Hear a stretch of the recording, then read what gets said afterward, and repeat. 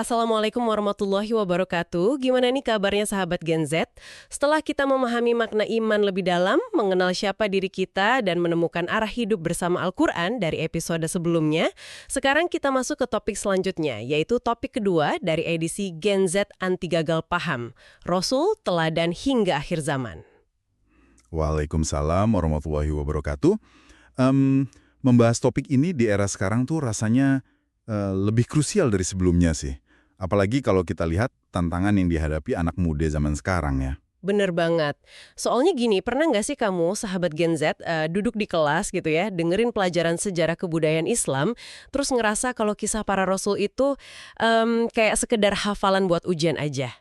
Seringnya gitu ya, cuma sekedar hafalan angka dan nama. Iya. Kayak, oh ya kejadiannya di tahun sekian, nama musuhnya ini, sifat wajibnya ada 4, terus ya udah bel bunyi, kelar. Kita keluar kelas tuh tanpa ngerasa ada hubungannya sama kehidupan kita pas buka handphone. Ya, sayang sekali emang kalau sejarah itu dibekukan di ruang kelas aja. Padahal ya, setelah membaca materi-materi untuk pembahasan kita kali ini, ada pandangan menarik nih yang menjelaskan bahwa literatur tentang Rasul ini tuh sebenarnya semacam blueprint. Betul, cetak biru. Iya, cetak biru atau survival guide gitu. Panduan bertahan hidup yang relate banget buat kita yang hidup di tengah gempuran zaman now. Sangat relate. Karena kalau kita cuma ngelihat Rasul sebagai figur moral yang pasif, orang suci yang sekedar duduk dan berkhutbah di ruang hampa gitu ya, kita kehilangan esensi utamanya. Esensi utamanya tuh apa sebenarnya? Esensi dari diutusnya seorang Rasul itu adalah membawa misi transformasi nyata. Ini gerakan yang sangat aktif loh. Oke, mari kita letakkan fondasinya dulu nih. Sebagai penyegaran buat sahabat Gen Z, banyak dari kita yang secara definisi tuh masih sering tertukar antara nabi dan rasul. Secara prinsip operasinya, di mana letak perbedaan utamanya? Ya, beberapa sumber mengatakan bahwa secara sederhana, perbedaan paling mendasar tuh ada pada syariatnya. Syariat, maksudnya hukumnya ya? Iya, seorang nabi diutus untuk menjaga dan mempertahankan syariat yang sudah diturunkan sebelumnya. Sementara itu, seorang rasul membawa syariat atau hukum yang baru. Oh, oke, paham. Tapi yang jauh lebih penting untuk konteks obrolan kita hari ini tuh justru persamaannya. Persamaannya apa tuh? Keduanya tidak diutus untuk sekedar menjadi orang soleh yang bertapa sendirian di dalam gua. Mereka berdua adalah agen perubahan yang sangat proaktif. Wow, agen perubahan ya. Betul. Tugas mereka adalah menyampaikan kebenaran ke tengah masyarakat yang sedang kacau balau, mengintervensi kekacauan. Mengintervensi kekacauan. Ada sebuah istilah fundamental di sini, yaitu pergerakan dari kegelapan menuju cahaya. Oh, minaz zulmati ilan nur ya. Betul sekali, minaz zulumati ilan nur. Dan yang perlu dipahami nih, misi ini tuh secara otomatis merupakan strategi operasional untuk meruntuhkan struktur kezoliman di setiap zaman. Tunggu, ini bikin mikir nih. Kalau misinya adalah transformasi aktif dan bahkan meruntuhkan sesuatu, berarti meneladani Rasul itu bukan sekedar urusan personal kita biar jadi orang yang baik dan kalem aja kan? Jelas bukan sekedar itu. Berarti ada hubungannya dong sama cara kita ngerespons realita di sekitar kita. Kayak gimana kita ngadepin circle yang toksik atau manipulasi algoritma dan hoax di media sosial yang sering bikin kita overthinking. Tepat. Mari kita bedah pelan-pelan ya mekanismenya. Misi utama yang dibawa oleh setiap Rasul, kalau kita merujuk pada pemahaman ulama salaf dan apa yang tertuang dalam surat At-Tolak ayat 11, itu adalah membebaskan batin manusia dari kegelapan. Kegelapan di sini maksudnya wujudnya kayak apa tuh di dunia nyata? Kegelapan itu ya ketidaktahuan, lalu kesyirikan, dan ketertundukan pada sistem yang merusak. Lalu dari situ dibawa kepada cahaya, yaitu iman. Wah, Dan transformasi ini nggak terjadi secara instan atau magis ya. Ini dilakukan lewat satu instrumen utama, yaitu ibadah. Ketundukan penuh secara sadar hanya kepada Allah. Oke. Biar gampang dibayangin nih sama sahabat Gen Z. Ibaratnya, kita lagi ada di fase glow up secara mental dan spiritual. Ya, proses memperbaiki diri. Nah, iya, kita mulai sadar nih, wah, pergaulan gue selama ini destruktif nih. Atau konten yang gue tonton tiap hari bikin mental hancur. Betul, mulai ada kesadaran kritis. Terus kita mutusin buat keluar dari circle pertemanan yang penuh drama itu dan fokus mendekat ke Allah. Tapi yang sering jadi pertanyaan, kenapa pas kita cuma mau jadi baik secara personal, selalu ada aja pihak yang kepanasan? Nah, itu dia. Kayak Pas kita mau berubah, malah ada yang nyinyir. Bahkan seolah-olah sistem di sekitar kita tuh nolak perubahan kita itu. Kenapa bisa gitu ya? Jawabannya ada pada prinsip dasar tauhid itu sendiri. Beberapa sumber mengatakan, dan ini dijelaskan dalam surat An-Nahl ayat 36, misi tauhid itu datang dengan sebuah batasan yang sangat tegas. Batasannya gimana tuh? Sembahlah Allah dan jauhilah tandingan-tandingan. Atau dalam literatur itu sering disebut dengan istilah andat. Oh, andat, tandingan-tandingan. Betul. Dan tandingan-tandingan ini bukan sekedar entitas pasif, ia adalah sistem. Yang sering disalahpahami itu, andantik itu nggak selalu berupa patung berhala fisik kayak zaman dulu. Nah, ini nih yang menarik. Kalau bukan patung, wujud tandingan-tandingan di zaman Gen Z sekarang ini bentuknya kayak apa dong? Coba perhatikan gimana sebuah tandingan itu bekerja. Ia menuntut perhatian penuh dari kamu. Ia mendikte apa yang dianggap baik dan buruk. Oh, kayak ngasih standar gitu ya? Iya, dan ia memberikan validasi bagi yang patuh, tapi menghukum mereka yang berbeda dengan pengucilan. Bukankah itu sangat mirip dengan cara kerja algoritma media sosial yang korup? Gila, bener juga ya. Algoritma yang maksa kita terus-terusan FOMO. Atau tren gaya hidup materialistis yang maksa anak muda buat terus konsumtif agar diakui eksistensinya. Standar validasi sosial yang menghalalkan segala cara demi ketenaran. Wah, masuk akal banget. Jadi, saat seorang anak muda memutuskan hanya tunduk kepada Allah, ia otomatis mutus ketergantungannya pada tandingan-tandingan ini ya? Sangat betul. Ia berhenti mencari validasi dari sistem yang salah. Paham. Jadi, ibarat kita lagi ada di sebuah permainan yang aturan mainnya tuh udah di-setting curang dari awal gitu kan? Benar, permainan yang dimanipulasi. Terus pas kita datang bawa aturan yang benar, yaitu tauhid, otomatis bandar permainannya atau orang-orang yang udah nyaman sama kecurangan itu bakal ngerasa terancam dong. Karena kita nolak dikontrol lagi. Analogi bandar permainan itu sangat pas. Tauhid itu secara alaminya emang membongkar kezoliman. Kamu nggak bisa nyalain lampu terang di sebuah ruangan gelap tanpa bikin kecoa atau hal kotor yang sembunyi jadi ketahuan, kan? Wah, bener banget. Pasti pada lari kepanasan tuh. Dan pihak-pihak yang ambil keuntungan dari kegelapan itu pasti bakal ngelawan balik. Itu hukum sebab akibat kenapa benturan nggak bisa dihindari. Oke, berarti kalau tauhid ini secara alamiah mengancam status quo yang korup, logikanya di setiap zaman tuh pasti bakal selalu ada bos terakhir yang muncul buat ngejegal pergerakan ini dong. Itu adalah pola historis yang terus berulang. Ada pandangan menarik yang mengupas surat Al-An'am ayat 123. Di situ dijelaskan kalau di setiap negeri selalu ada pembesar durhaka atau penjahat terbesar yang sistematis melakukan makar atau tipu daya. Selalu ada ya ternyata polanya. Iya, ini bukan kebetulan. Nabi Musa harus berhadapan dengan struktur tirani Firaun, Nabi Ibrahim dengan Namrud, Nabi Muhammad dengan oligarki Abu Jahal. Pembesar durhaka di eranya masing-masing ya. Selalu ada struktur yang berusaha mati-matian mematikan kebenaran, karena itu ngancam monopoli mereka. Tapi, kalau dipikir-pikir zaman dulu ancamannya kan kelihatan fisik ya. Firaun bawa militer, cambuk. Nah di zaman Gen Z sekarang, kita kan nggak lihat ada orang bawa pedang maksa kita menjauh dari agama. Memang bentuknya sudah beda. Berarti Firaun modern ini mainnya lebih ke mind games atau perang psikologis gitu ya? Tepat sekali. Mereka sadar kalau menundukkan fisik itu mahal dan sering memicu pemberontakan. Makanya, taktik musuh kebenaran hari ini tuh berevolusi jadi penguasaan persepsi, perang narasi. Perang narasi?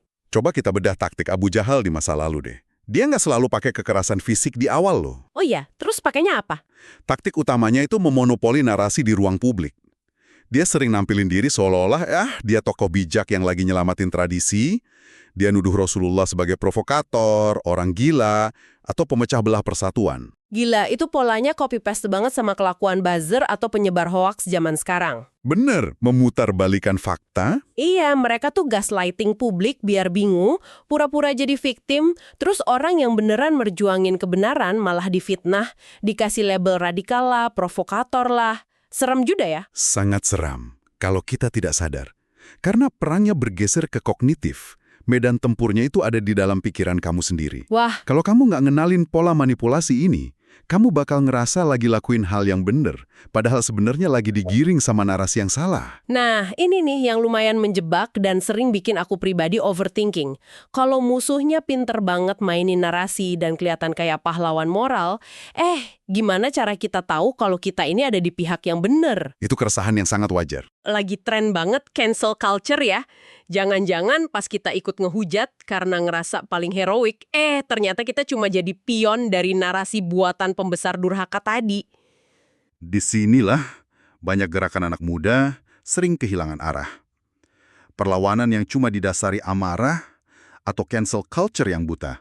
Pada akhirnya, cuma perkelahian duniawi aja. Berarti nggak ada nilainya dong. Kalau kamu asik ngehancurin kegelapan, tapi hati kamu kosong dari tauhid, perlawanan itu hilang esensinya.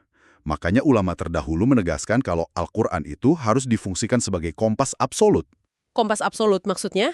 Pedoman buat ngalibrasi niat kita gitu, biar nggak gampang diadu domba. Betul sekali. Al-Quran itu penjelas terakhir. Dia nggak cuma ngasih tahu mana benar dan salah, tapi ngembaliin semua aktivitas kita pada satu tujuan, ibadah. Oh, niat akhirnya harus ibadah ya. Jadi, tujuan akhir dari kamu ngebongkar hoax di grup keluarga, nolak ketidakadilan, itu semua harus bermuara pada ketundukan kepada Allah, bukan buat nyari validasi publik atau ngejar followers. Ini tamparan halus tapi damage-nya luar biasa sih.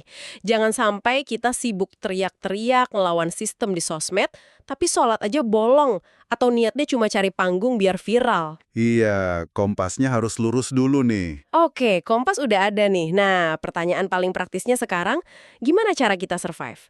Senjata apa yang harus Gen Z pakai buat navigasi di medan perang narasi ini? Senjatanya sebenarnya udah sangat familiar buat kita. Mungkin kamu udah hafal sejak SD. Masa sih? Apa tuh? 4 sifat wajib Rasul. Sidik, amanah, fatonah, tablik. Serius? Syidik, amanah, fatonah, tablik. Perasaan dulu kita disuruh hafal ini cuma biar gampang ngerjain soal pilihan ganda di sekolah deh. Memang seringnya direduksi jadi hafal aja. Masa iya atribut kayak jujur atau dapat dipercaya itu bisa jadi senjata taktis ngelawan perang narasi? Inilah letak pemahaman yang harus di-upgrade. Berdasarkan beberapa pandangan mendalam, 4 sifat ini bukan sekedar atribut moral etika pasif. Ini tuh sebuah doktrin operasional. Survival kit gitu ya? Betul, survival kit psikologis buat ngadipin Abu Jahal modern. Mari kita urai mekanismenya satu persatu ya. Kita mulai dari syidik, yang artinya kebenaran absolut. Oke, syidik artinya benar atau jujur. Tapi jujur kan kedengarannya pasif banget. Gimana ini bisa jadi pelindung mental kita? Bayangkan kamu ada di timeline medsos yang tiap hari menormalisasi kebohongan atau maksiat. Kamu bakal ngerasa jadi orang aneh karena mempertahankan syariat. Wah iya, sering banget ngerasa gitu. Kayak alien rasanya. Di titik inilah syidik bekerja. Bukan cuma sebagai kejujuran lisan, tapi sebagai resiliensi psikologis. Daya tahan mental. Oh, jadi benteng mental ya? Gimana tuh cara kerjanya? Ketika kamu megang kebenaran mutlak dari Allah, kamu nggak lagi bergantung pada validasi algoritma. Mental kamu nggak hancur sama tekanan sosial. Karena jangkar kebenarannya ada pada janji Allah, bukan pada seberapa banyak likes yang didapat. Wah, baru kepikiran ke arah sana loh. Jadi syidik ini bikin emosi kita stabil. Biarpun dibilang kudet, sok suci, atau freak karena nggak ikut tren toksik, kita tetap kuat. Tepat. Fondasinya kuat. Oke, mental udah kuat nahan tekanan berkat syidik. Tapi musuh kan nggak cuma nyerang pakai tekanan ya? Gimana kalau serangannya berupa godaan? Ditawarin popularitas instan asal mau sedikit kompromi gitu. Analisis yang bagus. Tahu kebenaran aja nggak cukup kalau kamu gampang dibeli. Disinilah masuk doktrin kedua. Amanah. Dapat dipercaya. Integritas ya maksudnya. Ya, amanah ini jangkar yang nahan kapal kamu dari ombak godaan. Di era modern, suap buat anak muda itu jarang berupa koper isi uang miliaran. Terus suapnya bentuknya apa dong? Berupa tawaran exposure, masuk circle pergaulan elit, validasi sosial yang masif. Syaratnya, kamu harus tutup mata sama kecurangan atau ngadain akidah kamu. Astaga, sering banget nih kejadian. Nah, amanah bekerja sebagai pelindung integritas. Kamu mampu jaga muruah diri dan nolak menukar prinsip tauhid cuma demi secuil panggung di dunia maya. Wah, ibarat berani nolak endorse, barang yang langgar syariat biarpun fee-nya gede banget ya. Atau nolak gabung circle hits di kampus karena kegiatannya ngerendahin orang lain. Keren. Itulah amanah dalam praktiknya. Oke, mental kuat, integritas baja. Tapi kayaknya belum cukup aman deh. Gimana kalau musuhnya pintar nipu? Maksudnya, aku bisa aja jujur dan gak gila validasi. tapi kepolosanku dimanfaatin lewat narasi hoax. Sangat mungkin terjadi. Makanya pertahanan kamu belum sempurna tanpa doktrin ketiga, fatonah, kecerdasan. Nah, ini nih, pertahanan kognitif ya. Betul. Karena tandingan-tandingan modern beroperasi pakai manipulasi dan gaslighting, fatonah ini menuntut kewaspadaan tingkat tinggi. Kamu harus punya literasi tajam, berpikir kritis, nggak nelan mentah-mentah informasi. Wah, Gen Z banget ini harusnya. Kita kan lahir di era digital. Jangan gampang kepancing emosi sama clickbait, harus riset sumber aslinya. Tepat. Biar jadi pejuang kebenaran yang smart, bukan yang sumbu pendek dan gampang dimanipulasi sama Firaun modern. Kesimpulan yang sangat baik. Nah, sampai di tahap ini, kamu punya mental tangguh dengan syidik, integritas tak terbeli dengan amanah, dan pikiran yang tajam dengan fatonah. Kamu jadi benteng yang kuat. Udah lumayan aman sih kalau gini.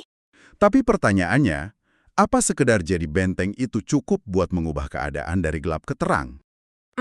Kayaknya enggak deh. Kalau kita cuma aman sendirian, ya kezoliman di luar sana tetap jalan. Berarti harus keluar dari benteng dong. Tepat sekali. Butuh ikhtiar aktif. Disinilah doktrin keempat berfungsi sebagai manuver serangan kamu. Tablik, yang berarti menyampaikan. Manuver ofensif? Berarti ini waktunya kita ngambil alih narasi dong. Betul. Jangan berhenti jadi penonton. Kamu harus berani speak up. Suarakan kebenaran di tengah bisingnya kebatilan. Pecahkan gelembung kebohongan itu dan seru masyarakat kembali ke jalan Allah. Wah, jadi tablik di dunia Gen Z itu bisa berupa berani bikin konten yang nyerdasin, ya. Ngebantah hoax di komen pakai argumen rasional dari Fatonah tadi. Sangat bisa.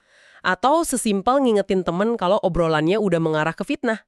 Aktif bikin narasi tandingan.